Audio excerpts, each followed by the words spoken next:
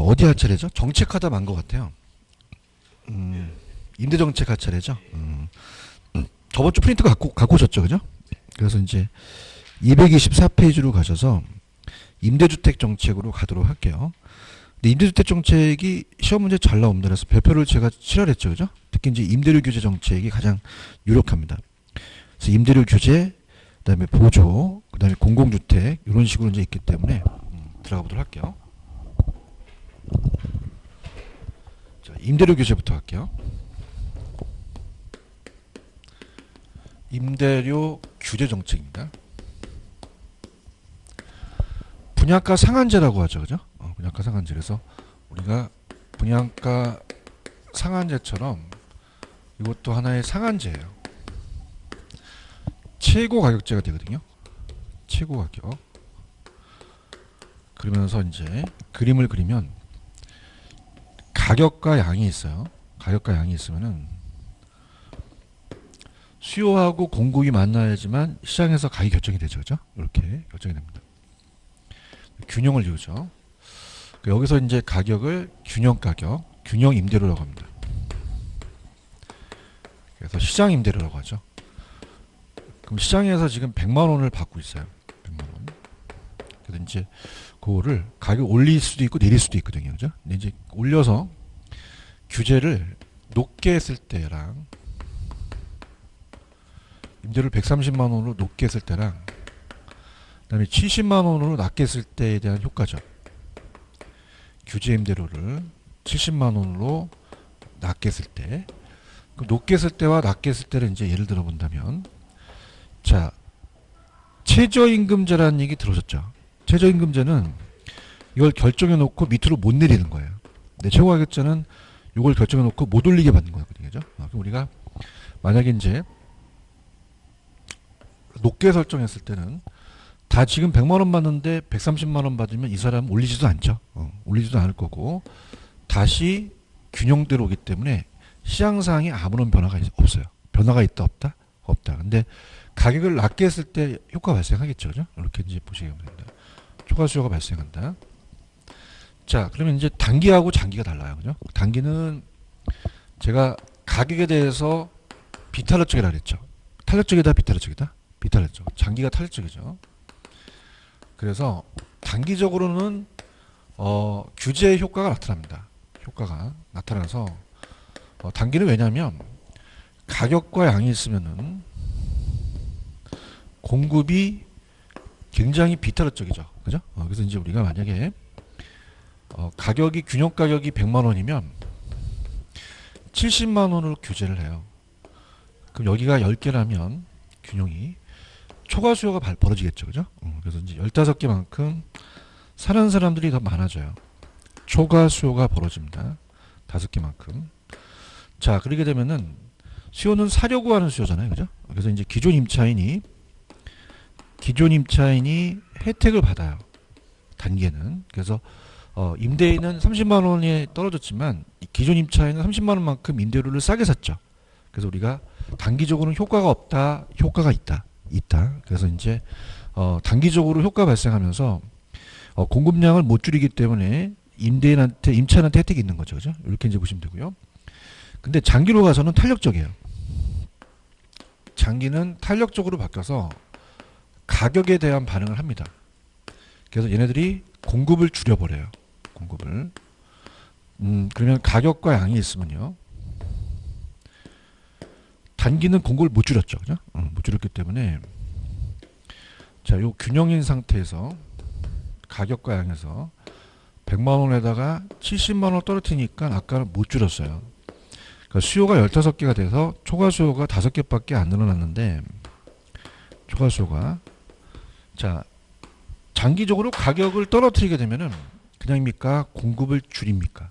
줄이죠. 그럼 공급 곡선이 요렇게 움직여요. 그러면 10개 있던 공급이 5개밖에 안 되거든요. 그럼 5개의 공급이고 수요가 15개라면 10개만큼 초과 수요가 벌어지겠죠. 그럼 초과 수요가 더 벌어진다는 거는 물량이 더 부족해서 안 좋아지거든요. 그러면 공급도 줄고 질도 떨어지고 암시장이 형성될 수도 있어요. 그죠? 이중 가격. 그래서 우리가 피 붙는다는 얘기 들어보시잖아요. 그죠? 그래서 70만 원에서 130만 원만큼 60원만큼 암시장이 형성돼서 장기적으로는 더 좋아진다, 안 좋아진다? 안 좋아지겠죠. 특히 신규 임차인들이 더 주택 구하기가 더 어려워지겠죠. 펜 들어보세요. 자, 임대료 규제입니다. 최고가격제 동그라미 치시고요. 의에 보시면은 규제 임대료가 시장 임대보다 낮게 설정했을 때 그 효과가 나타난다라고 되어 있죠. 그죠? 그러면 오른쪽 양가로 4번 보세요. 그럼 규제 임대료가 시장 임대료 높을 때는 영향을 줘요? 아무런 영향을 안 줘요? 안 주죠. 그래서 우리가 정부의 규제 임대료가 시장 임대보다 높을 때는 임대주택 임대료와 공급량에는 아무런 영향을 미친다, 미치지 않을 것이다. 않을 것이죠. 자, 단기로 갑니다. 아까 단기에는 효과가 있다 그랬죠. 단기는 임대료 규제는 임차인을 보호하기 위한 정책으로서 주택의 소유자로 하여금 일정 수준 이상으로 임대를 받지 못하도록 제한합니다. 그러면은 어떻게 돼요? 그 2번에 가시면은 규제 가격은 반드시 시장가보다 낮아야 하며 시장가보다 높으면 아무런 영향이 없죠. 그럼 3번을 보시면은 임대료 규제는 실시하면 단기는 공급이 탄력적이에요, 비탄력적이에요?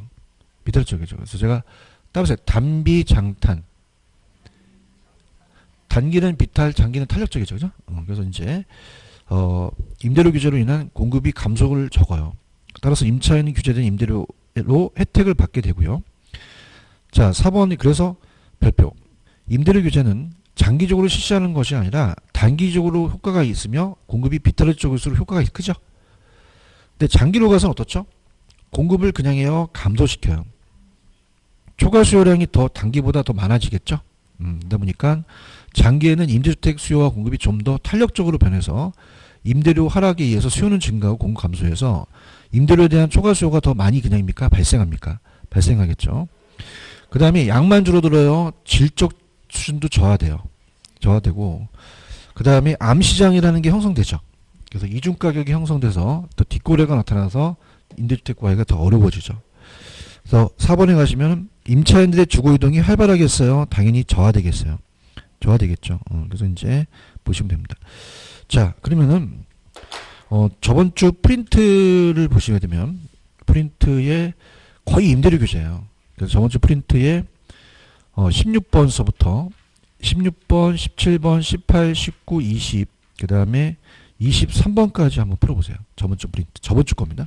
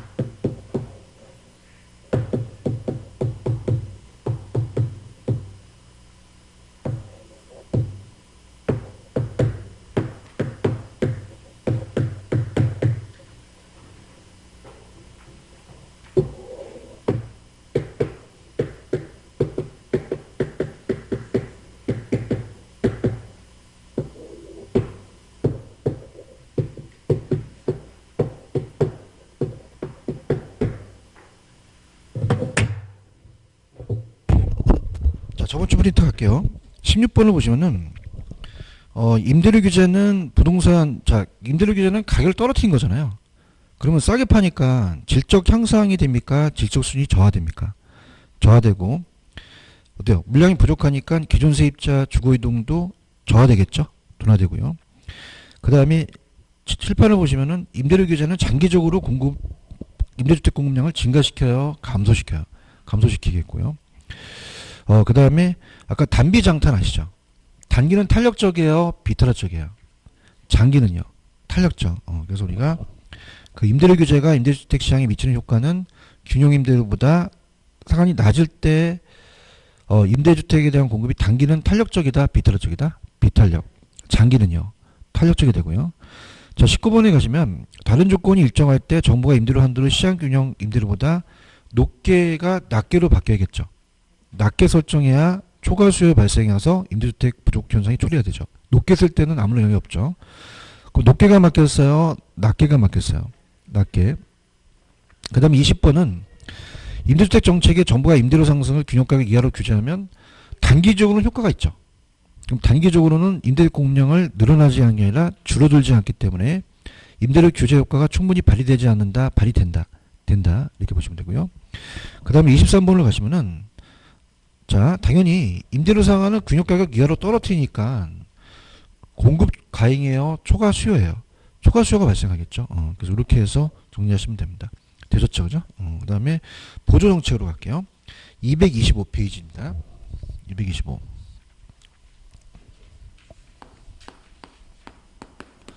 보조예요. 그러니까 이거는 규제를 하는 게 아니라 50만만큼 정부가 보조를 해줍니다. 그럼 쓸 수 있는 실질소득도 높아지니까 주택 수요도 늘어나지만 남으면 고기도 사 먹어서 비주택 수요도 늘어나고 효용도 커져요. 이렇게 됩니다.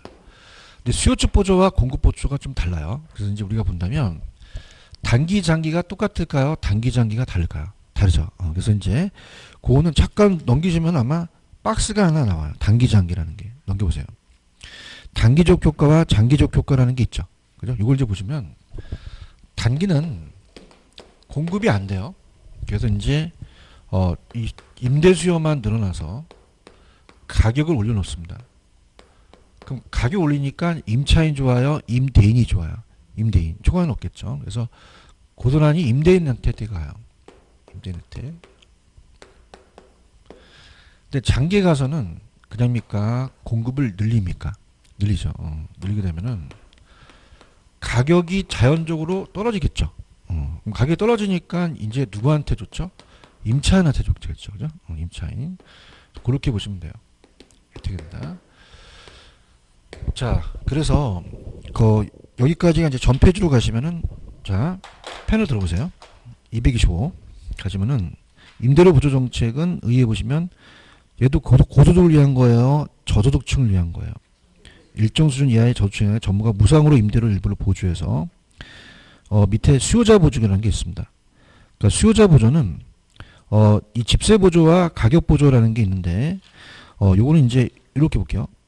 거기 보시면은 집세 보조와 소득 보조라는 게 있는데 자, 이렇게 한번 설명해 볼게요. 보조한다는 자체가 소득 현금 보조가 있고요. 현금으로 보조해 주는 게 있고 그 다음에 가격 집세 보조라는 게 있어요. 그러니까 현찰로 보조해 주게 되면은 어떻게 돼요? 돈이 생기죠. 그죠? 그러면 얘가 실질 소득이 증가하니까 주택 소비도 늘릴 수 있고요. 주택을 넓히고 남으면 고기도 사 먹어요. 근데 중요한 거는 자꾸 집을 넓힌다, 이 핸드폰을 바꾼다. 다른 것에 써요. 그죠? 그래서 바우처라는 게 나옵니다. 주택 바우처. 그래서 주택 바우처라는 현물 보조가 나오기 시작해서 이건 쿠폰 형태로 주거든요. 쿠폰 형태로. 그래서 집세 보조라는 게 생겨요. 그럼 50만 원만큼 싸게 사다 보니까 얘도 상대적으로 가격을 낮추니까 주택 소비도 넓힐 수도 있고 싸게 사니까 다른 효용도 커져요. 근데 제가 여기 앞에 있는 분이 오늘 생일이라면 제가 생일 선물로 10만 원 현찰로 드릴까요? 도서상품권 드릴까요? 뭐 어떤 거 달라고 그러겠어요? 현찰 달라고 하죠. 그러니까 소비자는 현찰을 더 좋아해요. 그죠? 그래서 소비자의 효용 측면에서는 현금 보조가 낫다는 거죠. 근데 정부 입장에서는 주택을 쓰는데 사용하는 게 낫죠. 그래서 이 가격 집세 보조는 정부의 정책 목표 달성 효과에 굉장히 효과적입니다. 그래서 보통 우리가 요 집세 보조라는 자체가 거의 여기 나오면은 거의 가격 집세 보조가 대부분이에요. 그죠? 그럼 갈게요. 자, 225페이지입니다. 자, 니은에 보시면 집세 보조가 가격 보조예요. 그래서 요거는 주택의 상대가를 낮추어서 지원 대상 가구의 주택 소비를 증가시키고 그에 비해서 이제 소득 보조는 수혜자가 전반적인 소득을 높여서 적정한 주택 소비 수준을 스스로 결정하게 하여 주거지에 대한 수준을 향상하는 데 유도한다 이렇게 해서 보시면 되고요. 그 다음에 아까 단기 장기는 제가 말씀드렸죠. 그죠? 이렇게 말씀드렸고 그 다음에 거기 보시면은 이번에 가시면은 공급자 보조라는 단어가 있나요? 자, 이건 생산자 보조예요. 생산자 보조는 얘한테 건설 자금 이자를 좀 다운시킵니다. 이자를 줄이고요. 그러면 생산비를 좀 줄이죠. 그럼 공급이 늘어나서 가격이 떨어져서 임차인한테 혜택을 가요. 근데 단기는 공급이 되나요? 공급이 안 되나요? 안 되죠. 그럼 단기가 아니라 장기의 효과가 나타난다는 거죠. 이렇게. 그래서 거기 공급자 보조는 낮은 금리로 건설 자금을 지원하게 되면 생산비를 낮추니까 나중에 민간 부분의 공급을 증대시킬 수가 있죠. 그죠? 근데 이제 아쉬운 게 증대시키게 되면 그럽니까? 가격이 하락합니까? 그럼 임차인한테 혜택을 주죠. 그게 이제 생략이 됐거든요. 그죠? 이렇게 보시면 되고. 그 다음 밑에 3번의 임대료 보조 정책의 특징은 2번에다가 별표를 쳐보세요. 2번이 기출인데 소비자 보조가 생산자보다 소비자들의 주거지 선택 자유가 더 보장된다라고 되어 있나요? 자, 이게 뭐냐면 자 어떻습니까? 우리가 만약에 공급자한테 보조해주면 지 마음대로 막 짓잖아요. 근데 수요자한테 보조해주면 그럽니까? 자기가 주거지 선택할 수가 있습니까? 그죠? 그래서 자유롭게 더 보장될 수가 있다라는 게 기출이에요. 기출이고 3번은 예상입니다. 아직까지 출제가 안 됐어요. 자, 이건 뭐냐면 임대료 안정이라는 단어가 있나요? 또 하나 붙여보세요. 이 임대료 안정은 가격을 떨어뜨리는 입장이죠. 그죠? 그러면 아까 이 생산자한테 보조해주게 되면 나중에 그냥요 공급이 늘어나요. 가격이 떨어지죠. 근데 소비자한테 보조해주면 그냥입니까? 소비자가 주머니에 돈이 생깁니까? 직구하러 가죠. 가격이 될까요?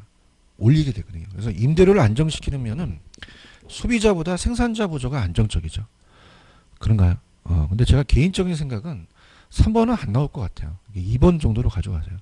아시겠습니까? 그러니까 3번을 계속적으로 우리가 예상 문제를 내는데 얘네들이 안 내. 그냥 2번 정도만 가져가. 2번 정도. 아시겠죠? 그죠? 찍어주기도 해요. 내가. 그죠? 그럼 힘드니까. 그죠? 그래서 저도 이제 가끔가다 모의고사를 내는데 이 가격을 안정시키면은 생산자 보조라는 게 우리가 모의고사 정도 나오지 시험 문제는 얘네 터치를 안 해요. 왜냐면 얘네 귀찮거든. 그러니까 기출위에서 내는 거지 이렇게 지네들이 상출하려고 하지 않아. 그래서 그냥 2번 위주로 가져가세요. 아시겠습니까? 자, 아까 주택 바우처는 현찰로 줘요? 쿠폰으로 줘요? 상품권으로 주죠? 그래서 우리나라에도 이걸 실시하고 있는데 임차인한테 주면 임차인이 임대인한테 쿠폰을 줘요. 그럼 임대인이 정부가 더 교환할 수 있거든요. 그래서 우리나라도 이제 지자체에서 이걸 실시하고 있다 그래서 이 공공임대 같은 경우는 공급자 중심에서 생산자 보조 방식을 이용하고 바우처는 수요자 중심이죠. 그래서 바우처도 보조금, 임대료 보조 정책에 들어간다. 그렇게만 가져가시면 돼요. 아시겠죠? 그럼 프린트 이제 21번을 한번 풀어보세요. 21번.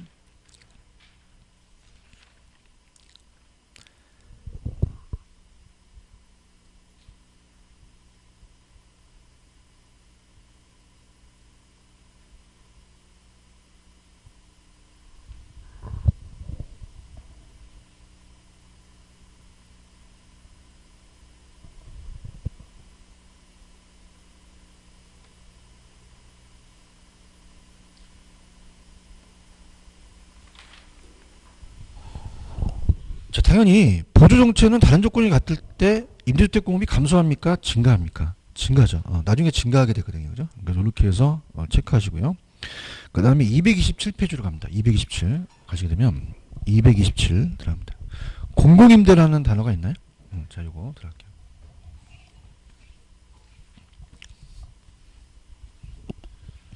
자, 공공도 어떻게 돼요? 공공이 들어가니까 간접이겠어요? 공공도 직접이겠어요? 직접이죠.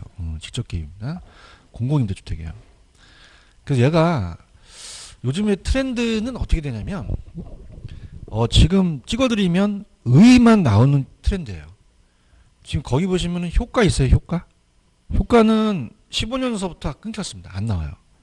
근데 제가 지금 3개월 코스로 가잖아요. 할 거예요. 하긴 하는데 의 위주로 가져가세요. 가져가지고 지금 어떤 게 이제 염려이 굉장히 이슈화 되냐면 왜 임대사업자를 많이 내라고 하잖아요. 그래서 임대주택에 대한 민간임대 특별법이 만들어지거든요. 그죠? 이게 공법 문제인데. 그래서 민간 매입 임대주택가 거의 이제 건설 임대는 아니고 그냥 여러분들 이제 임대주택을 샀을 때 어떻습니까? 보통 매입 임대를 해서 임대를 놔주잖아요. 그죠? 그게 이제 8년짜리하고 4년짜리가 이제 존재하거든요. 그죠? 그래서 저도 임대사업자를 내서 하는데 2018년 어떻습니까? 파리 정책 2017년하고 2018년에 이제 9.13 정책 이전에 그 4월달인가? 2018년 4월달에 원래 5년짜리 주스는 없어지고 4년, 8년만 남았어요. 그죠? 근데 4년짜리는 세금 혜택이 없어요. 8년짜리가 많거든요. 저도 지금 오다가 이제 상담하고 왔는데, 하여튼 뭐, 그거에 대한 민간임대주택만 약간 터치하시면 돼요. 아시겠죠? 그죠? 그래서 공공임대는, 자, 공공임대주택입니다. 공공임대주택 정책. 간접이에요? 직접적 개입이에요? 직접. 그래서 이제 요새는 의의가 나오고 효과가 좀 끊겼어요. 근데 효과가 굉장히 어려운 파트입니다. 그죠? 근데 희소식은 끊겼다는 거예요. 그죠? 그러니까 굉장히 마음 놓으시는 게 얘네들이 한 15년 전 거서부터는 잘 안 내는 취지가 많아요. 그죠? 근데 이제 미리 말씀드려서 제가 어렵다는 거는 이게 시장이 두 가지 시장으로 나누거든요. 그 난이도가 굉장히 높아요. 그죠? 들어보세요. 사적 시장하고 공적 시장으로 갈립니다. 두 시장이.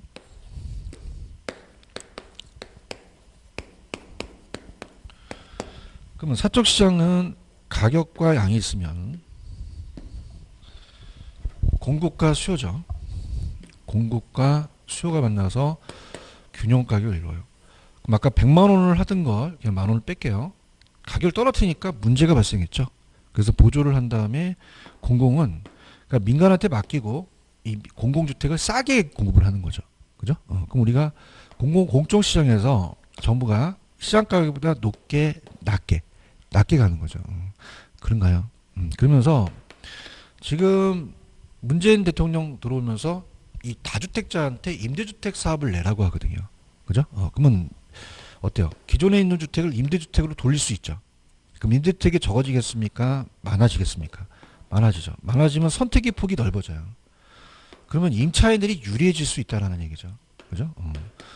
그러면 어떻습니까? 여러분 생각하실 때 그 다음에 이제 이게 임대주택 정책을 쓰게 된 이유는 임대료 상한을 설정해서 가격을 조금 제한을 해서, 그죠? 가격을 싸게 좀 받게끔 하는 거거든요. 그러다 보니까 높게 받아야 돼요? 낮게 받아야 돼요? 낮게 받겠죠. 그죠? 그러면은 여기 있는 수요자들이 유리할 거라는 얘기죠. 대체재가 적어요? 대체재가 많아요? 많을수록 탄력적이죠. 제 얘기가 아니라 제 친구, 여자친구가 몇 명 있어요. 그것도 외우십니까? 자, 그냥 선택의 폭이 넓어요. 넓으니까 굉장히 유리해져요. 비탄력적이다, 탄력적이다. 탄력적 유리하니까 얘가 어떤 일이 벌어지냐면 요거 다음에 조세를 배우실 거거든요. 임대인한테 조세를 부과시키면 가만히 있어요. 이 전가시켜요. 그러면 어떻게 돼요? 지금 탄력적은 유리하죠. 그럼 얘가 많이 전가시키면 얘 가만히 있겠어요? 넘어가겠어요? 넘어가죠. 그래서 야, 너 미안하다. 너한테 조세를 조금밖에 안 줄게. 이렇게 해서 완화시킬 수 있다는 거죠. 요새 요게 트렌드여서 공공주택을 많이 만드는 게 수요의 탄력성을 탄력적으로 만들어서 조세에 대한 부담을 완화시키는 게 요즘 트렌드예요. 아시겠습니까? 근데 옛날에 나왔던 거는 지금 아까 단기와 장기가 있죠. 그래서 굉장히 이게 힘든 게 단기와 장기가 나눠지기 때문에 힘들어요. 자, 단기는 어떻게 되냐면 만약에 여기에 수요자라면 자, 여기가 100만 원이고 여기 70만 원이면 가만히 있겠어요? 이 공적으로 옮기겠어요? 옮기죠. 옮기게 되면은 수요가 감소를 하죠. 그러면 가격이 떨어지고 양이 줄었지만 넘어갔으니까 그렇게 영향을 안 주기 때문에 단기적으로는 두 시장 모두 임차인이 혜택입니다. 그죠? 그래서 단기에 사적 시장의 수요가 감소를 하니까 그냥입니까? 가격이 하락합니까? 하락하죠. 가격이 하락하니까 임차인 혜택이 모든 임차인이 혜택으로 가요. 그죠? 단기는. 그런데 중요한 거는 얘네들이 가격을 떨어뜨리니까 공급을 합니까? 장기에서 공급을 줄입니까? 줄여버려요. 이게 문제가 발생하거든요. 그럼 공급을 줄이다 보니까 20개에서 15개로 줄이니까 가격이 원래대로 회귀될 수밖에 없죠. 그러면 이중 가격이 형성될 수밖에 없다는 거죠. 자, 그러면은 여기서 5개다 보니까 사회 전체적 양은 사회 전체 양은 불변이지만 장기로 가서는 그냥입니까? 사적 시장의 공급이 감소했습니까? 그럼 다시 가격이 어떻게 되죠? 올라가니까 이중 가격이 형성돼 버려요. 그죠? 그러면 옮긴 사람한테 혜택 가죠. 그래서 모든 혜택이 아니라 공적 임차인한테만 혜택을 간다는 겁니다. 아시겠습니까? 그러니까 지금 어려운 게 시장이 그냥 해야 두 가지 시장으로 나누기 때문에 상당히 난이도가 있어요. 그죠? 근데 이제 희소식은 끊겼다는 거. 그죠? 근데 이제 기출이기 때문에 이 3개월 코스에서 기출 나왔던 건 다 해드리도록 할게요. 그죠? 들어갑니다. 의의랍니다. 공공임대는 두 번째 줄 시장 임대보다 비싼 가격을 해야 돼요. 저렴한 가격으로 해야 돼요. 이게 핵심 포인트고요. 밑에 2번에 단기장기라는 단어가 있나요? 단기적으로는 사적 임대주택 수요가 감소하죠. 그럼 사적 시장의 임대료가 어떻게 돼요? 하락하니까 공공이든 민간이든 세입자 모두 혜택을 준다고 제가 말씀드렸죠. 사회 전체 정량은 불변이고요. 그럼 장기적으로는 얘네들 수익률이 저하되잖아요. 그럼 사적 시장의 공급이 어떻게 되죠? 감소하니까 가격이 원래대로 회귀될 수밖에 없어요. 그럼 이중 가격이 형성됐죠. 그러면 둘 다요 공공으로 거주한 사람만 혜택을 줘요. 사회 전체 정량은 불변이죠. 이렇게 보시면 됩니다. 어려워요. 이게 왜냐면 단기 장기가 굉장히 어렵기 때문에 끊겼다는 게 희소식인 거죠. 그죠? 그래서 제가 보통 지금은 월요일서부터 토요일까지 이제 여러분들이 알만한 곳이 이제 해커스라고 아시죠? 해커스하고 EBS에서 지금 강의를 해요. EBS 이제 명품 강의라고 EBS 자체에서 하는 동영상 강의가 있거든요. 그죠? 근데 그거 듣지 마시고 그냥 이거 들으세요. 그죠? 그래서 돈 비쌉니다. 좀 비싸가지고 비싸니까 들으시는데 보통 1, 2월 과정, 3, 4월 과정에는 2개월 코스는 얘가 이거 안 해요. 제가 왜냐면 나오질 않으니까. 근데 지금은 그냥 3개월 코스예요. 근데 이거는 한번 나왔으니까 그냥 한번 그냥 생각하는 걸로 가시면 돼요. 아시겠죠? 그러니까 요거 위주로 이제 탄력적이다라는 걸 가져가시고요. 그 다음에 제가 아까 민간임대주택 특별법상 임대주택이 있다고 말씀드렸죠. 근데 건설임대가 있고 매입임대가 있는데 거의 건설임대는 안 해요. 거의 이제 지금 기존에 있는 주택을 매입하죠. 그래서 밑에 보시면 민간 매입 임대주택이 거의 대부분입니다. 찾으셨습니까? 그러면은 넘겨보세요. 공공지원을 받아서 하는 게 있고 장기 일반이 있는데 보통은 공공지원에서 받는 건 잘 안 하고 4번, 5번이 가장 유력해요. 그러니까 4번이 장기 일반 민간임대주택은 8년 이상으로 가요. 몇 년 이상으로 간다? 8년. 단기 민간임대주택은 몇 년이죠? 4년으로 갑니다. 이건 이제 공법이나 세법 시간에 나올 수도 있어요. 그죠? 그러니까 세법은 세제 혜택을 물어봐요. 그죠? 근데 공법은 이제 원래 이 민간임대주택법이 특별법이거든요. 그래서 주택법이 이제 같이 연결이 되기 때문에 들어가는데 그런 그 세제 혜택이라는 거는 우리 학개론에 나오진 않습니다. 교수님 학개론은 뭐 나와요? 기간만 나와요. 기간. 그래서 공공지원이나 장기 일반은 다 몇 년짜리다? 8년짜리고 그다음 단기 민간은 4년입니다. 근데 이제 혜택은 4년짜리는 거의 없다고 보셔야 돼요. 요새 여러분들이 그 종합부동산세 낸다고 들어보셨죠? 저도 이제 주택이 4주택이에요. 그래서 이제 상담을 하고 그러는데 7년, 8년짜리가 혜택을 받지 4년은 못 받아요. 그죠? 그 다음에 얘네들이 웃긴 게 지금 이거를 해지하잖아요. 옛날에는 과태료가 1,000만 원이었어요. 근데 3,000만 원 올라갔습니다. 그죠? 그 다음에 이제 지금 해지하는 것도 이 소급 적용이 되거든요. 그러니까 이제 자꾸 민간임대 혜택이 많다 보니까 규제를 많이 하려고 그래요. 그죠? 그래서 특히 이제 혜택 자체는 이제 장기 일반 같은 경우는 양도소득세 같은 거 나중에 장기 보유 특별공제 같은 걸 해주거든요. 10년 이상. 그래서 이런 것도 세법이니까 그냥 여러분이 학교론에서 할 얘기는 아니지만 그 정도만 가지고 가세요. 아시겠죠? 그죠? 그러니까 저 입장에서 이제 가장 중요한 거는 학교론에도 여러 가지 경험을 해보니까 강의하기가 좀 쉬워지는 것 같아요. 그죠? 그래서 꼭 제가 뭐 자랑하는 게 아니라 이런 거 직접 해보니까 저도 세무관계도 알겠더라고요. 그래서 지금 8년, 4년 있나요? 찾았습니까? 그러면 어때요? 5년짜리는 있어요, 없어요? 없죠. 그냥 8년, 8년, 4년이 있다. 그러니까 단기는 4년, 장기는 다 8년이 있다. 그렇게만 가져가시면 돼요. 이해하셨습니까? 그다음에 임대사업자는 뭐 임대사업을 할 목적으로 등록한 자고 주택 임대관리법이 또 나왔어요. 시험 문제. 자, 그래서 주택의 소유자로부터 임대관리를 위탁받아 관리업을 말하는 것이 주택 임대관리인데 자기관리형과 위탁관리형이라는 단어가 있나요? 자기관리는 그냥 그 주택의 소유자로부터 주택을 임차해서 자기 책임으로 전대하는 거고요. 위탁관리는 주택의 소유자로부터 수수료를 받았죠. 그래서 임대료 부과 징수 및 시설을 유지 관리하는 대행업에 들어갑니다. 그래서 밑에 가시면은 8번에 그게 시험에 나왔었어요. 그래서 이 주택 임대관리업자의 업무 범위거든요. 그럼 읽어볼까요? 임대차 계약 체결 해제 해지 갱신 갱신 거절 그다음에 임대료의 부과 징수 임차인의 입주 및 명도라는 걸 우리가 민법 시간에 배우셨죠? 퇴거 등 이런 거와 그 다음에 니은번에 보시면은 임대업을 목적으로 하는 주택에 대해 부수적으로 다음 각 호의 업무를 수행할 수도 있다. 시설물 유지 보수 개량 및 그 밖의 주택관리 업무라든지 그 밖의 임차인의 주거 편익을 위해서 임차인이 거주하는 주공간의 관리, 임차인의 안전 확보에 필요한 업무, 임차인의 입주에 필요한 지원 업무인데 여기다 적어놓으세요.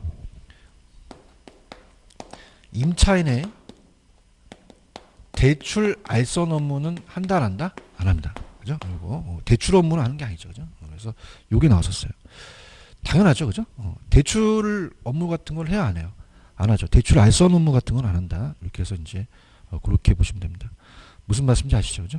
그래서 또 나왔었고 그래서 아마 이 저자분도 요게 나왔기 때문에 급하게 책을 집어넣은 것 같아요. 그죠? 이게 원래 책이 없었던 거거든요. 그죠? 그렇게 보시면 되고 그 다음에 넘겨보시면은 페이지 231페이지로 가보세요. 가시면 231페이지 가시면 4번에 공공주택 특별법이라는 단어가 있나요? 그래서 이제 영구임대주택은 50년 이상에다가 동그라미 쳐보세요. 그 다음에 국민임대주택은 30년. 그 다음에 행복주택이 공공주택인데 요거 이제 그 박근혜 정부에 들어서면서 항상 우리나라 국가나 지자체 등은 주택 도시기금의 자금을 지원 안 받겠어요? 받겠어요. 받죠. 받아서 좀 사회 초년생이나 신혼부부한테 뭐 예를 들어서 뭐 철도 보지라든지 이런 그 놀리고 있는 땅 있죠. 그걸 갖고 이제 행복주택을 만들어주는 거고 장기 전세 주택에다가 별표 쳐보세요. 이게 계속적으로 나오는데 시프트거든요. 이게 뭐냐면 국가나 지방자치단체 재정이나 주택도시기금 자금을 받아 지원을 받아 20년 범위의 전세 계약을 해준다고 되어 있나요? 찾았습니까? 그럼 그건 굉장히 혜택이겠죠.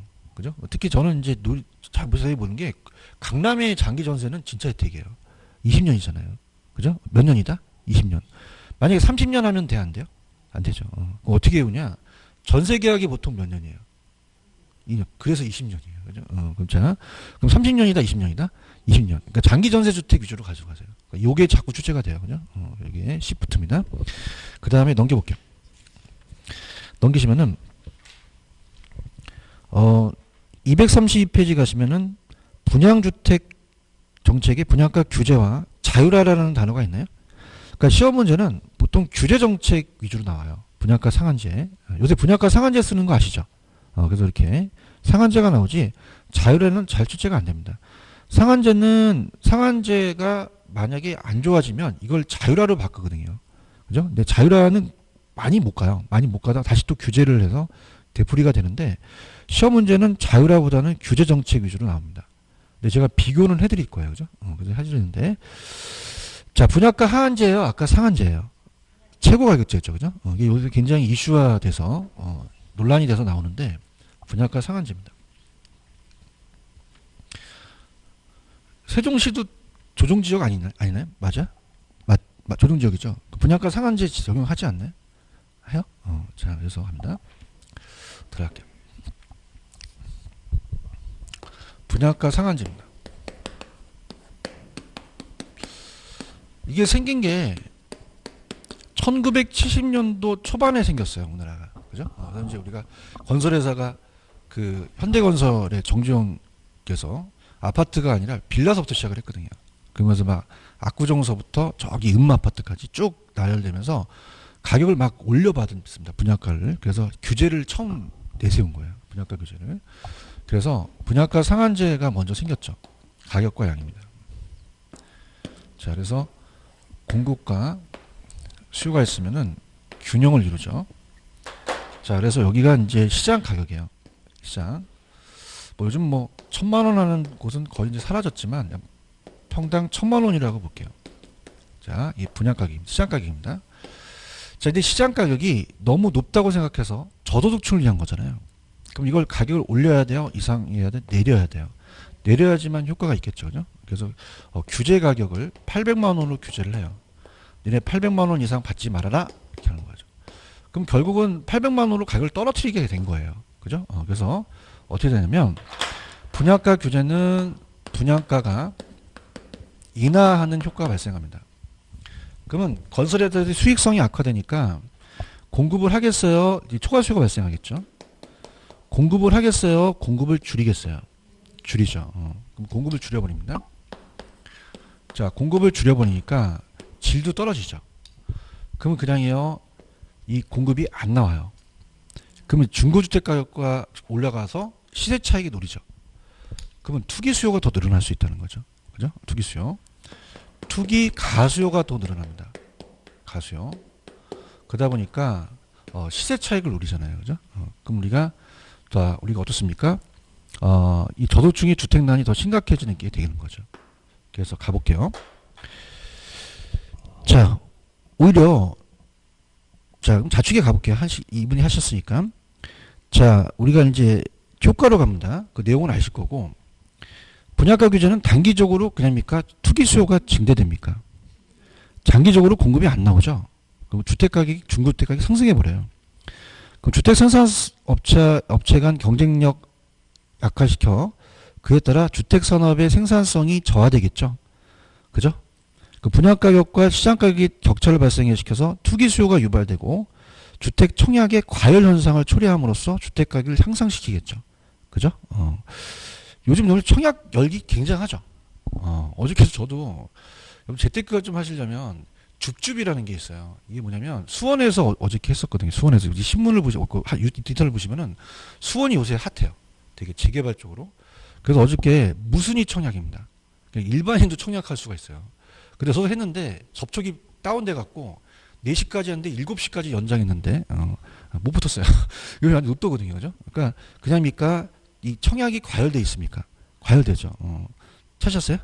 그래서 과열되고 주택의 가소비를 유발해서 자원 낭비를 또 가져올 수도 있죠. 체크하셨습니까?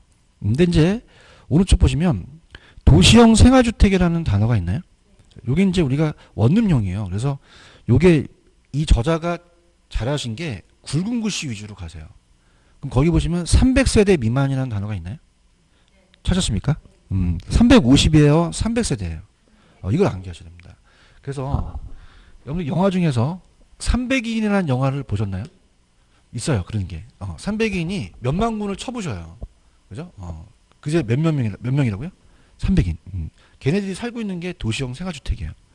그럼 몇 인이 살고 있죠? 300인이 살고 있어요. 암기하셔야 됩니다.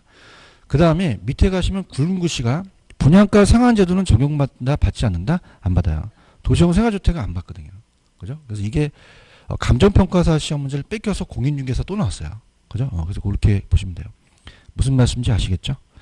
그 다음 밑에 자율화라는 단어가 있나요? 분양가 자율화. 자치계. 찾았어요? 분양가 자율화. 이게 이제 제가 실질적으로 건설회사 다니면서 이 자율화를 느꼈는데 IMF 때 제가 건설회사 다녔거든요. IMF가 1997년, 98년입니다. IMF를 아십니까? 그래서 1998년 정도에 경기가 좋아요? 안 좋아요? 안 좋다 보니까 규제를 쓰니까 더 경기가 안 좋아요. 안 되겠다. 야, 자율화하자. 그래서 자율화로 바꿔버려요. 그럼 자율화하는 거는 그냥이야 지 마음대로 받아. 그럼 어떻게 했다? 가격을 내린다? 가격을 올린다? 올려버려요. 공급이 준다? 공급이 늘어난다? 질도 높아지겠죠. 그죠? 그래서 실수요주로 투기 수요가 줄어들어요. 그죠? 그래서 분양가가 하락하겠어요? 분양가가 인상하겠어요? 상한가, 분양가가 올라가죠? 공급을 줄이겠어요? 공급을 늘리겠어요? 늘리고 그 다음에 질도 높아지죠? 투기적 수요가 늘어납니까? 줄어듭니까? 줄어들죠. 지금 보고 계시죠, 그죠? 그러니까 여기는 가장 핵심 포인트가 신규 주택을 못 올리니까 중고 주택 가격이 올라가요, 그죠? 그러니까 얘네들이 참 똑똑한 것 같아. 이 강남놈들이 강남에 분양가 상한제 실시하는 거 아시죠? 그러면 기존에 있는 아파트 가격이 어떻게 됐죠? 올라가 버려요. 미리 사두는 겁니다, 막. 기존에 아파트가 올라갈까 봐. 그러니까 중고 주택 가격이 올라가는 거죠. 근데 이건 중고 주택 가격이 올라가는 거예요? 신규 주택 가격이 올라가는 거예요? 신규 주택 가격이 올라가는 거죠. 그런가요? 그러면서 공급이 늘어나고 투기가 줄어드니까 좋아요. 근데 타워 팰리스라고 들어보셨어요? 그런 대형 주택 위주로 시작합니다. 그러면 대형 주택 위주로 공급을 하니까 공급이 더 나와요? 소형 주택이 안 나와요? 그러면 저소득층이 어때요? 주택 구하기가 어려워진다는 거죠. 이해하셨습니까? 그 다음에 나중에 장기적으로는 신규주택이 상승하게 되면 편승 효과라 그래요. 경제학에서는. 그래서 나중에 가서는 중고주택 가격도 나중에 상승해 버리거든요. 그러면 좋아진다, 안 좋아진다? 그래서 다시 규제로 하는 거예요. 그죠? 규제로 갔다가 또 안 좋으면 그냥이야 자율화로 와. 환장하겠죠. 그죠? 그래서 완전히 계속 되풀이 돼요. 그죠? 그러니까 분양가 규제도 언젠가 또 풀릴 수도 있어요. 그죠? 그러니까 우리 정책과 연결시켜서 재테크를 하시면 아주 좋은 효과가 나타납니다. 그죠? 그러니까 그런 것들을 한번 생각하시면 돼요. 아시겠습니까? 할게요. 지금 분양가 자율화 있나요? 그럼 자율화는 장점으로 가시면 전매 차익을 줄여서 투기적 수요는 어떻게 되죠? 감소하고 신규주택 가격이 어떻게 돼요? 장기적으로 공급이 늘어나죠. 질도 좋아지죠. 그렇죠? 그 다음에 이중 가격이라는 뭐 프리미엄 붙거나 그런 게 없어질 거라는 거죠. 그죠? 그렇지만 단점은 분양가가 원가 상승률보다 과도하게 높기 때문에 소비자의 실질적인 부담이 증가돼요. 그럼 기존 주택의 매매 가격 상승까지 부추기는 결과를 초래하겠죠. 나중에 평승 효과니까. 이겁니다. 2번 무슨 주택 위주로 주죠? 대형 주택 위주로 공급돼요. 그러니까 저소득 주택난이 심화된다는 거죠. 이해 갔나요?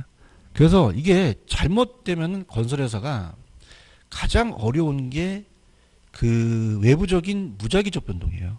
그죠? 그러니까 무슨 말이냐면 예측하지 못한 상황입니다. 그죠? 만약에 자율화를 대형 주택 짓잖아요. 근데 IMF보다 왜 서브프라임 모기지라든지 막 이런 게 되면 그냥입니까? 미분양이 나옵니까? 건설회사가 미분양이 2012, 13년도에 엄청나게 많았었어요. 경기가 좋았어요, 안 좋다 보니까 그런 일이 또 발생된다는 거죠. 아시겠죠? 그죠? 이렇게 이해하셨습니까? 이렇게 가시면 되고, 그 다음에 이제 오른쪽에 선분양, 후분양이라는 게 있죠. 자, 요거 또 한번 들어가 볼게요. 여기 스토리가 연결되니까. 분양가 상한제가 70년대 생겼다고 말씀드렸죠. 70년대 생겼습니다. 그러다 보니까 이제 여러분들이 생각하실 때, 자, 가격을 막 통제하니까 한참 막 뜨려고 하는 이 건설회사들이 그냥이야 입이 튀어나오죠. 특히 현대건설의 정주영 씨가 틀어놨죠. 그래서 우린 어떻게 하려고 튀어나옵니다. 그럼 그냥 입을 막아야 돼. 막아서 선분양이라는 걸 도입해요. 그죠? 선분양이 처음 도입됩니다. 이게 뭐냐면 모델하우스를 짓기 시작하죠. 지금도 선분양이에요. 그죠? 그 선분양을 이제 끌고 가려고 그래요. 이제 후분양이 아직 안 됐죠. 그러니까 선분양은 요거는 팔고 짓는 겁니다. 자, 얘는 짓고 파는 거죠.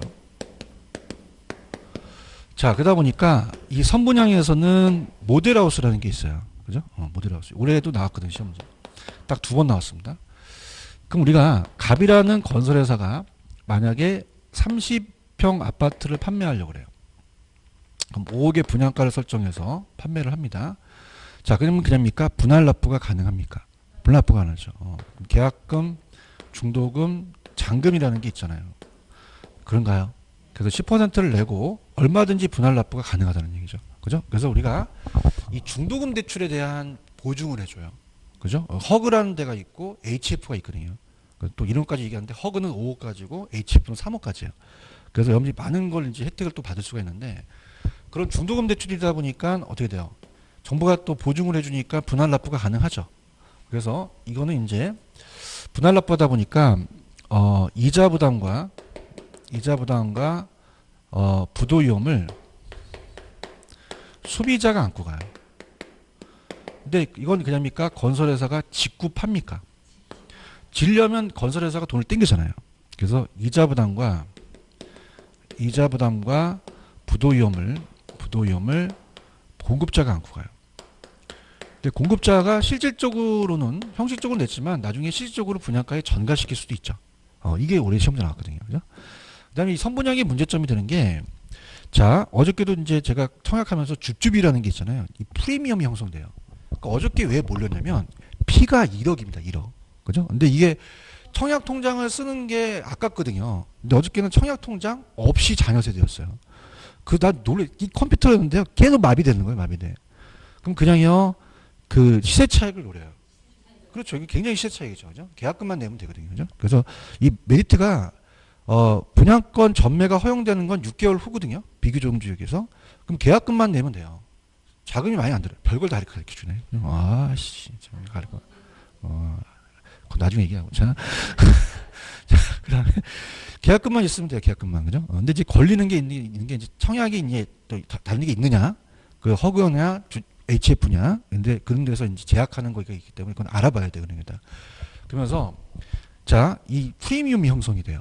그럼 그다음입니까? 투기 가수가 늘어납니까? 가수가 는 거죠. 이것 때문에 후분양으로 관련 취지가 많아요. 자, 그러면 여러분들 나중에 직구 팔잖아요. 그럼 나중에 이제 저도 건설회사 있지만 왜 구경하는 집이 있잖아요. 그게 모델하우스가 되는 거예요. 그러면 그냥입니까? 투기 수요가 줍니까? 시세 차이가 안 나잖아요. 그런가요? 선분양은 그냥요, 견본주택이 필요해요. 그냥 저요, 뿅가게 져요. 아주 잘 져요. 도우미도 이렇게 갖다 놓고, 그죠? 그래서 이 모델하우스도 서울에서도 막 잘 되는 분양인데는 굉장히 이렇게 셉니다. 임대료가, 그죠? 견본주택 잘 짓고. 근데 중요한 거는, 자, 여러분들 계약 시점에 이 견본주택만 뿅 갑니까? 나중 잔금 입주 시점에 부실공사도 뿅 갑니까? 두 번 뿅 가죠, 그죠? 그러니까 미리 돈을 내면 부실공사가 초래돼요, 그죠? 그런데 생각해 보세요. 후분양은 견본주택이 필요해요? 필요가 없어요. 부실공사가 초래되지 않죠. 그래서 얘는 아까 공급자입을 막았으니까 공급자 위주고, 품질이 향상되니까 수요자 입장이라는 거죠. 근데 뭐가 기출이 됐었냐면, 요게 나왔었고 올해 작년에 선분양은 팔고 짓다 보니까 공급이 잘 돼요. 왜? 돈이 들어오니까. 그죠? 그 공급이 안 된다, 아주 공급이 잘 된다, 잘 돼요. 그런데 얘는 직구 팔잖아요. 건설회사도 도급 순위가 있거든요. 그러면 소형 건설사는 돈을 빌려준다, 안 빌려준다? 그러면 대형 건설사의 독점으로 갑니다. 그러니까 공급 물량이 적어진다라는 게 우리 시험에 나왔었어요. 그죠? 이거. 그래서 나중에 이제 저번에 제가 입문 과정에서 배웠지만 프로젝트 파이낸싱을 활성화시킵니다. 이거 원래는 SOC나 도로나 철도 이런 것들에 쓰는 걸로 했는데, 건설회사가 이제 후분양으로 가려하니까 대형 건설사한테 PF를 불러주거든요. 그래서 어떻습니까? 이 PF 자체가 이제 중요한 게 대단지고 수익성이 있으면은 괜찮아서 빌려주는 거예요. 그래서 이 PF가 후분양으로 가려는 체계로 가는 거거든요. 그죠? 근데 이게 분양이 안 되잖아요. 그럼 굉장히 영향을 많이 줘요. 그죠? 그래서 이 PF는 후분양을 활성화하기 위한 제도죠. 그죠? 그 다음에 선분양은 그냥입니까? 목돈 부담이 줍니까? 주죠. 아까 제가 얘기했잖아요. 계약금만 있으면 된다고. 그럼 목돈 부담이 커요? 목돈 부담이 작아요? 작죠. 그래서 중도금에 대해서 이제 허그에서 보증해주고 그러는데, 이게 그 보증이 안 되면 잔압을 해야 돼요. 그죠? 그래서 이자를 내야 되거든요.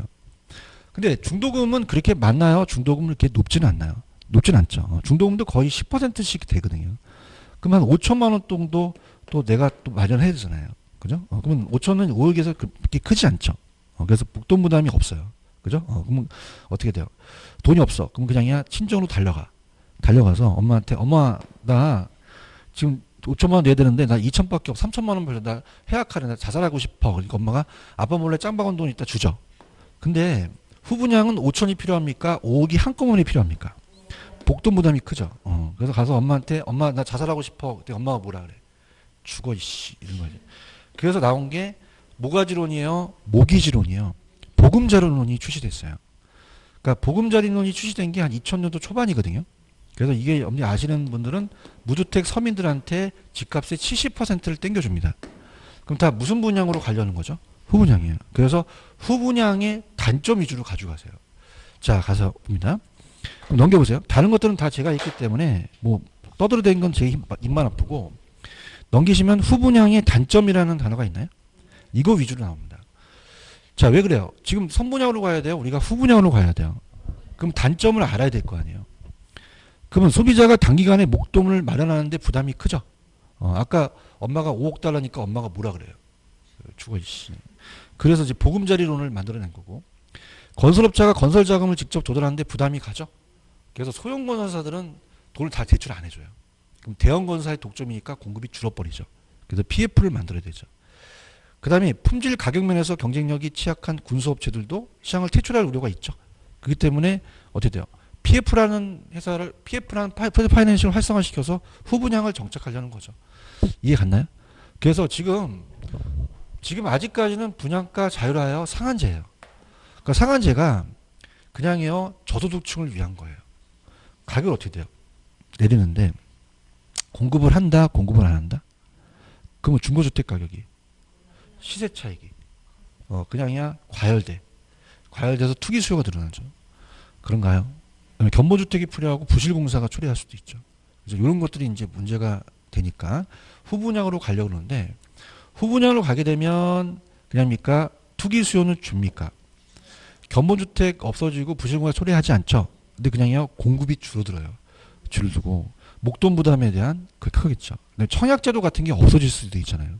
그러니까 이런 것들이 이제 무료가 될 수 있다는 거죠.